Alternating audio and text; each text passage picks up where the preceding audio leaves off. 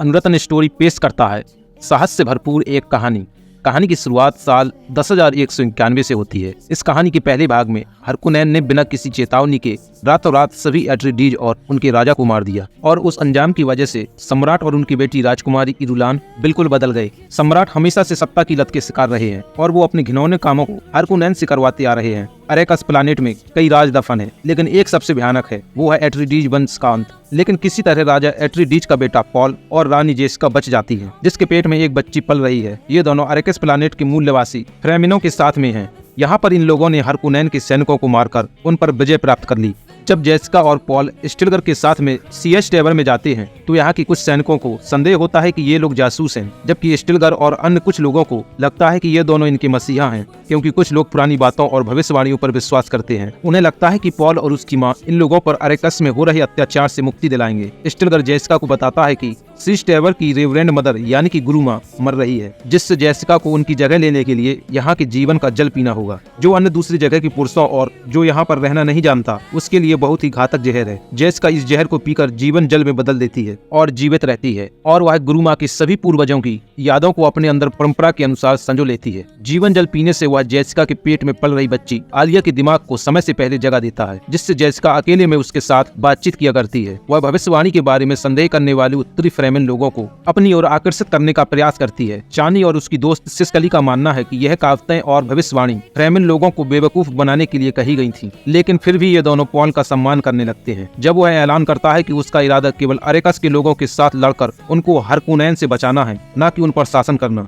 फिर धीरे धीरे पॉल और चानी को एक दूसरे से प्यार हो जाता है, क्योंकि अब पॉल फ्रेमेन की सभ्यताओं को सीख गया है और उनकी भाषाओं को भी जानने लगा है। वह रेत के कीड़ा की सवारी करना और हरकुनैन लोगों से लड़ने के लिए लड़ाकू बनना तथा हरकुनैन की राजधानी पर हमला करने के लिए फ्रेमेन लोगों के साथ में भाग लेना। फ्रेमेन लोग पॉल का नया नाम उसूल और मुअद्दिब रखते हैं। विनाशकारी अनेकों हमलों के बाद बैरन व्लादिमीर हरकुनैन ने अपने भतीजे को गिलेसु रब्बान की जगह लेकर अरेकस पर शासन करने के लिए उसे यहाँ का शासक बनाया। इसका नाम फेयडरोथा है और वह मानसिक रूप से सनकी, पागल और हत्यारा है। इधर जेसिका भविष्यवाणी में विश्वास करने वाली लोगों के साथ में कट्टरपंथी फ्रेमेन के साथ एकजुट होने के लिए दक्षिण की यात्रा करती है। पॉल अपने डरावने सपने की वजह से उत्तर में रहता है, क्योंकि यदि वह एक मसीहा के रूप में दक्षिण की ओर जाएगा तो उसे भयानक युद्ध करना पड़ेगा, जिससे बहुत से लोग मारे जाएंगे। अब पॉल अपने चाचा गर्नी हेलिक्स से मिलता है, जो उसे अरेकस में छुपे एट्रीडीज के परमाणु भंडार के पास ले जाता है। तभी फेयडरोथा उत्तरी फ्रेमेन के लोगों को तबाह करने के लिए उनके घरों और सीच टेवर पर हमला करता है, जिस वजह से पॉल और बचे हुए लोगों को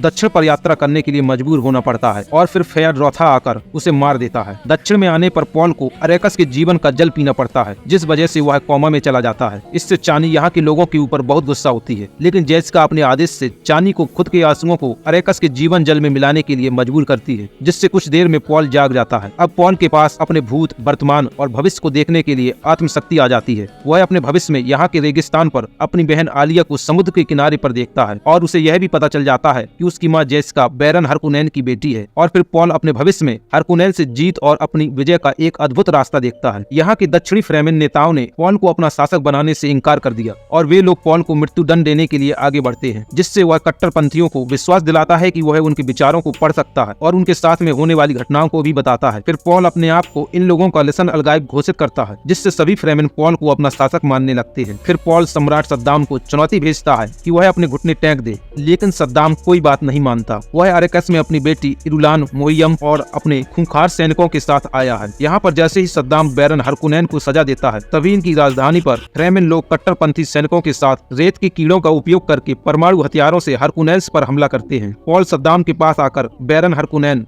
जो इसकी माँ का पिता है, की हत्या कर देता है और सम्राट सद्दाम और उसके सभी लोगों को पकड़ लेता है। इधर गर्नी भागते हुए रब्बान को रोकता है और उसे मार डालता है। पॉल सद्दाम को अपना गुलाम बनने और उसकी बेटी से शादी करने की चुनौती देता है। ऐसा सुनकर चानी को बहुत दुख होता है कि पॉल दूसरी लड़की इरुलान से शादी करने की मांग कर रहा है। सद्दाम पॉल के सामने खुद गुलाम बनने और अपनी बेटी की शादी उसके साथ में कराने के लिए उसकी चुनौती को स्वीकार नहीं करता, जिससे पॉल उसके परमाणु हथियारों को नष्ट करने की धमकी देता है। तो फेयडरोथा उसे अकेले लड़ने के लिए कहता है, जिससे पॉल फेयडरोथा रौथा से लड़ने के लिए हाँ कर देता है और फिर दोनों लोग चाकू से लड़ने लगते हैं। इसी बीच में पॉल फेयररौथा को चाकू से मार डालता है, जिससे इरुलान डरकर अपने पिता को जीवित रखने की शर्त पर पॉल के साथ शादी करने के लिए सहमत हो जाती है और सम्राट सद्दाम घुटनों के बल बैठकर अपनी गुलामी स्वीकार करता है और वह पॉल की अंगूठी को चूमता है। इस प्रकार सम्राट अपने आप को पॉल के हवाले कर देता है, लेकिन परमवंश पॉल को अपना शासक मानने से अस्वीकार करते हैं, जिससे पॉल अपनी सेनाओं को उन पर हमला करने के लिए आदेश देता है और फिर स्टिलगर फ्लेमिश सैनिकों को हरकुनेंस के अत्याधुनिक जहाजों पर ले जाता है। इधर जेसिका और उसके पेट में पल रही आलिया इस विनाशकारी युद्ध के बारे में एक दूसरे से बातें करती हैं। फिर चानी पॉल के सामने झुकने से इनकार करने पर वह रेत के कीड़े पर बैठकर अकेली चली जाती है। आपको यह कहानी कैसी लगी कमेंट में अपनी राय जरूर बताएं और यदि आप लोगों को इस कहानी का पहला भाग देखना है तो कमेंट करके बता दें